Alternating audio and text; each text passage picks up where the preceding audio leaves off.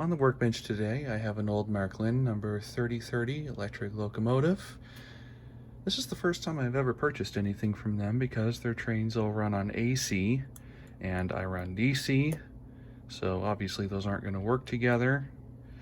But this one's a bit damaged and not exactly in the best condition, so I figure since I got a good price on it and while I'm restoring it, I might as well see if I can convert this to DC. So let's see how that goes. I like the O-gauge trains from Lionel, American Flyer, Marks.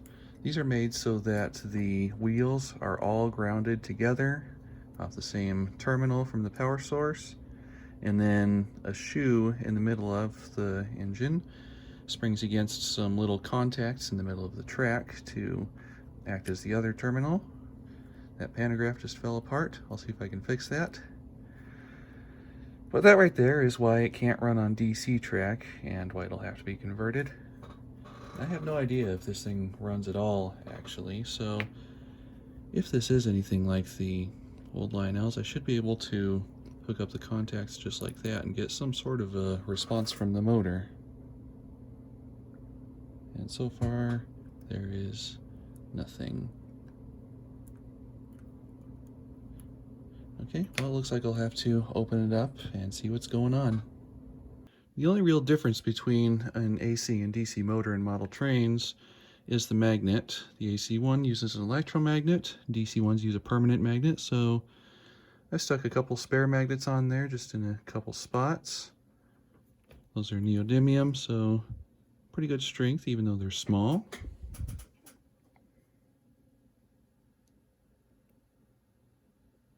Using quite a bit of current.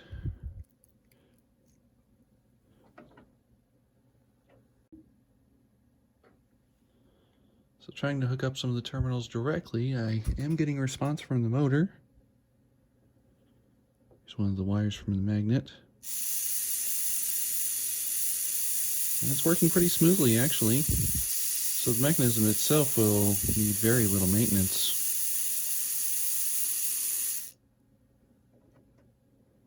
It does draw very high current though, so I'll see if there's anything I can do to reduce that. So I think the rest of the high current draw, or at least a lot of it, was coming from the magnet there, so I disconnected that and stuck a couple permanent neodymium magnets on there just to give it a quick test. And it looks like this is going to work. I mean, the magnets aren't exactly in a good position here, so it ran pretty weak, but it does run. So I've taken the motor apart, which was still in really good shape actually. The brush plate there was just held on by 2 screws, one in each of those corners, and that also held the magnet in place. And I've removed all the windings from the magnet and take off that insulator piece. So I'm going to cut the middle section out of here and install some neodymium magnets, and that should make for a nice strong runner. The steel used for these magnet plates isn't super hard, so the cutting wheel on the Dremel is going through them pretty quickly.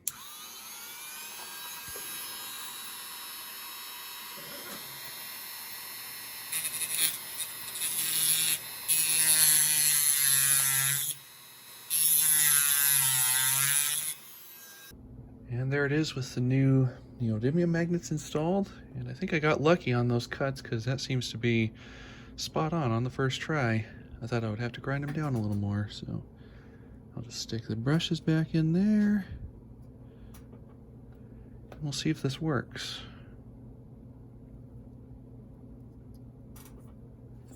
Drop that one in there.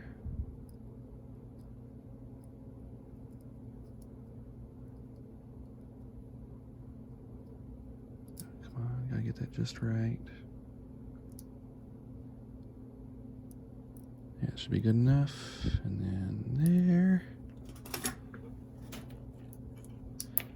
Yeah, I'll grab the wires, hook them up.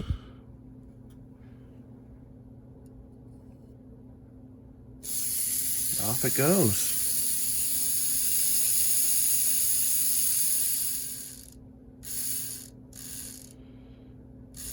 That actually works really well. The current draw is not even 1/4 of an amp. So that's a pretty efficient motor.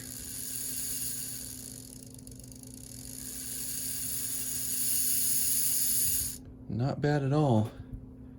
So now that I know that the motor works, I'm just going to add a touch of glue to these magnets to make sure they can't drift off to where I don't want them. Go in there. Spread that around a bit with the tip there. That'll hold it. And it's also been a really long time since this was oiled, I'm sure of that, so add a drop there.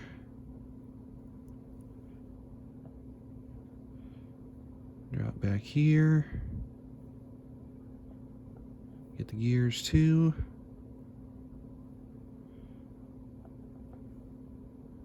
A little spot in there I can touch with some oil. And this one here.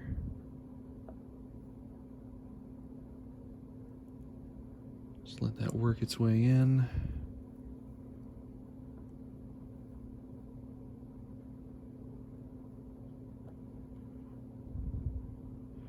Except for just that first gear that's driven by the motor, all of these are metal.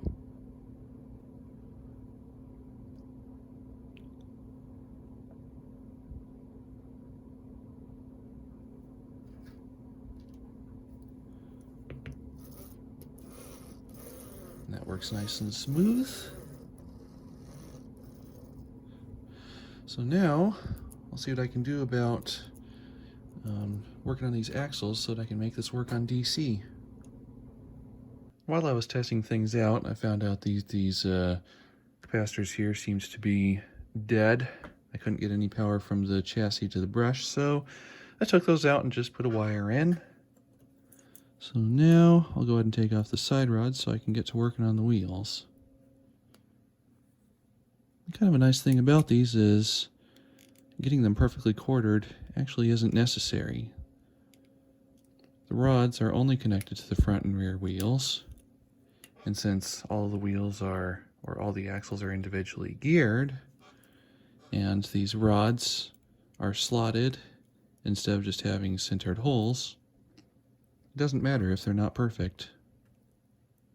Of course, I'll try to get them close for appearance's sake, but at least quartering is one less thing to worry about.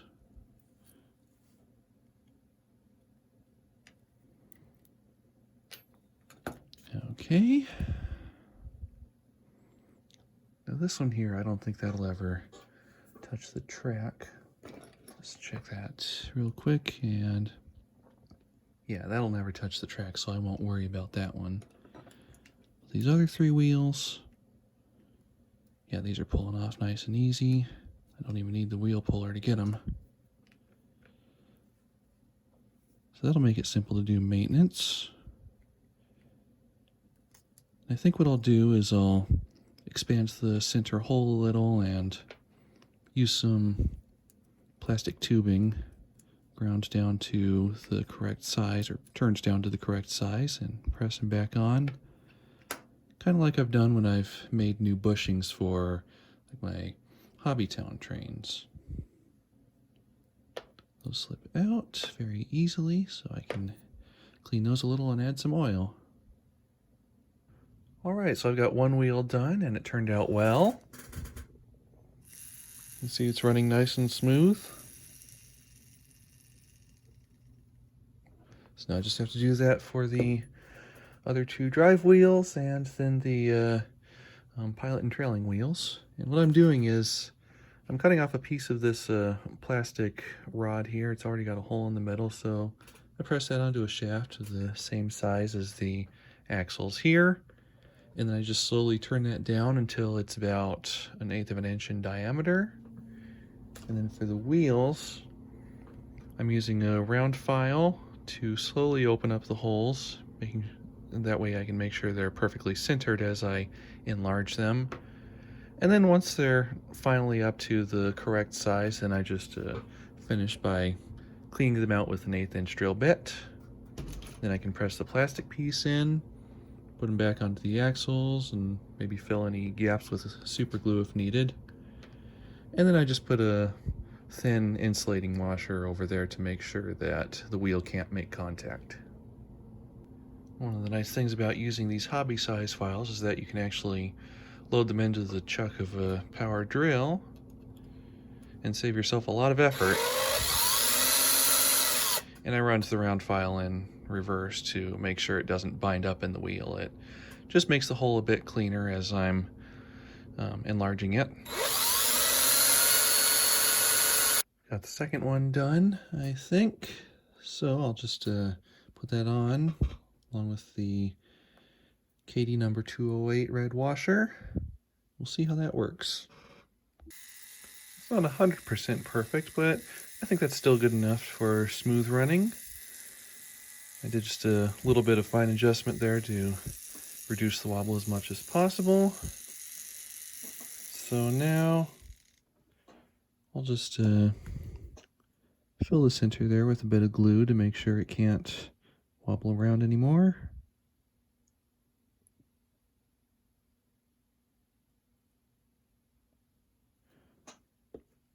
Wipe off the excess there.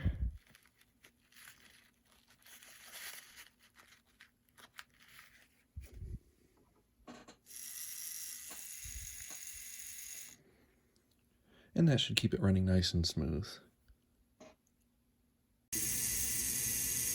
And that last one turned out just about perfect. So now I'll clean up the side rods and put them back on. So there's nothing too fancy here, just wiping off some of the old oil and dirt. And taking my bright boy block here and just going at it a little bit. It doesn't take much at all to take the oxidation off of here. And it's already looking better. Of course I can use other tools like a fine wire wheel or something to go a bit more in depth, or like a buffing wheel, but for now, this is enough. Got that rod on all the way. This one I'm just tightening the screws down. Like I mentioned before, these wheels don't have to be perfectly quartered, but I'm getting them as close as I can, just for appearance's sake. One thing I did with this rod here is I have it bowed out just a little bit so it doesn't touch that wheel, since that one there I didn't insulate. The rest of them, it's alright if it touches them because they're all insulated.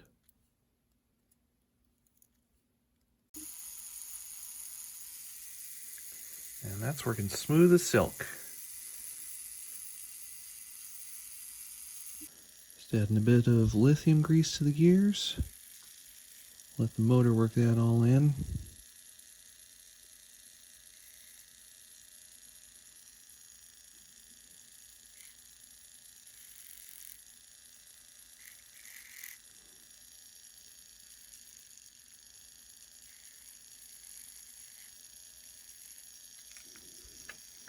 And that ought to be enough.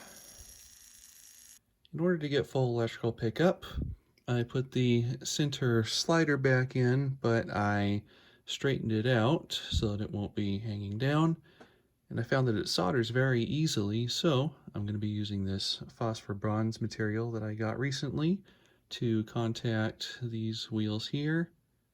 Of course I won't get much pickup from the tire wheel, but I might as well have it there just so there is that slight bit of extra.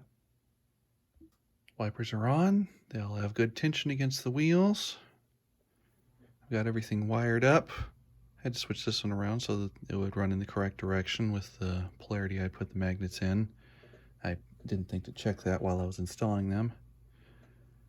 But I think it's about time I give this a track test. So I'll just stick these light bulbs back in.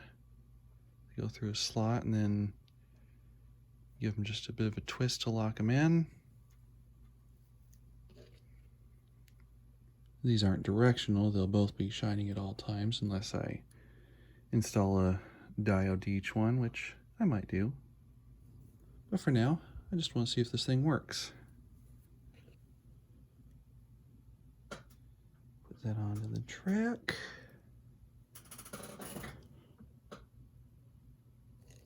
And off it goes.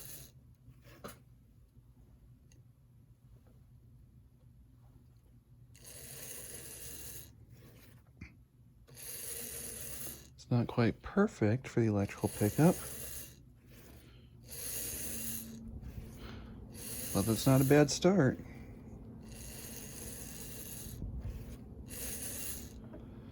Well, I've got those front and rear wheels too, so I can add some extra electrical wipers to them and make sure they're also helping. But for now, the DC conversion was a success. I've got the front and rear wheels cleaned up, and I also added an electrical wiper to the now insulated wheel on each of these, and just testing with the one that already gave a pretty big improvement to electrical pickup, so I'll just put this back together and solder that last wire in place. And the spring contact on here, I bent that out a little bit so that it'll press a bit harder against there and increase the conductivity, but it's not so much that it'll stop it from having good traction. Okay, that seems to be fine. Tightens down. So now I just need to solder this last wire in place. And just real quickly, put that in.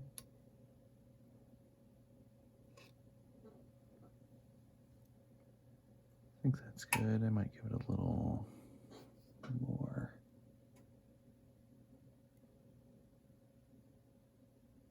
That might be better. Okay. Push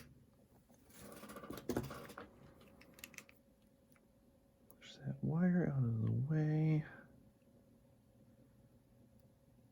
I'll have to rebend that contact there. Gotta make sure it has tension against that wheel, even if the one with the tire doesn't do that much for electrical.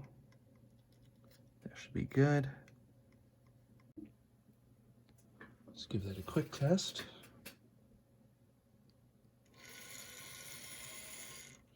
That's working a lot better than before. Can actually maintain a low speed now.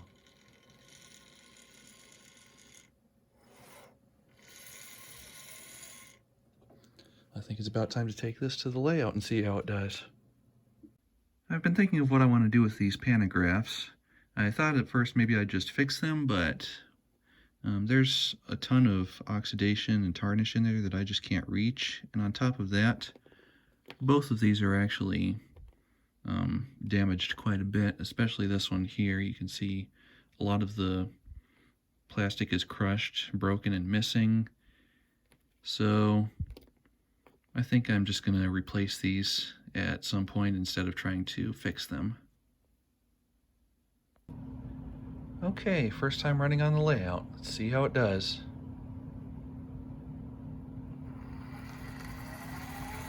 Off to a smooth start.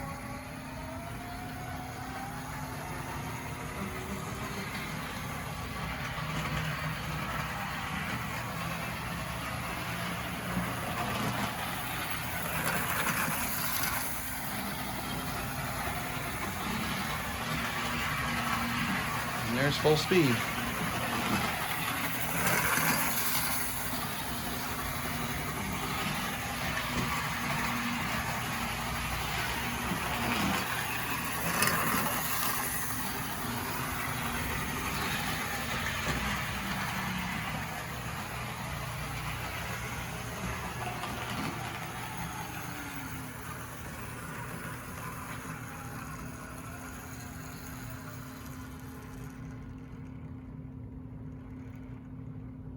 It's got pretty nice speed control too.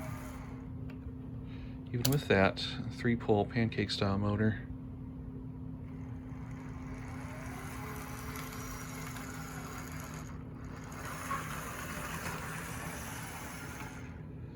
Still a little bit of trouble with the switches, but I think that's partly because of the really large flanges.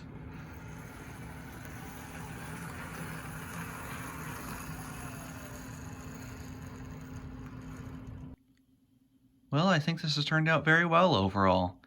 I really didn't know what to expect since this is the first time I've worked on one of these, and the AC to DC conversion process honestly wasn't as bad as I thought it would be. I mean, it was quite a bit of work to get it done, just a couple evenings for me, actually. But compared to quite a few of my other projects, this definitely wasn't as difficult. It was just more about taking the time and care to do it right. So a few insulators on the wheels, permanent magnet for the motor, and a bit of rewiring. And this is now a very nice running DC HO scale engine. So if you've ever wanted to know how to do that, this is one method, and probably the cheapest method. As for the overall quality of the model, I'd honestly say that this is probably one of the best that I've worked on. Just mechanically, everything is engineered so well and works so smoothly. The gears are just meshed perfectly together, and it took minimal effort to make all of those parts work smoothly again. Just a little bit of cleaning and fresh oil, and that's really all it took. And then on top of that, the chassis is solid metal. All the other parts around it are metal. The body, solid metal. So you really get a hefty, powerful engine here. This thing's really not that big, but it's as heavy as a lot of other engines I own that are twice the size of this one. So I never really understood before why these Marklins were so expensive. I mean, I got a good deal on this one just because of the condition, but now I think I'm starting to get it. These are some really, really well-built trains.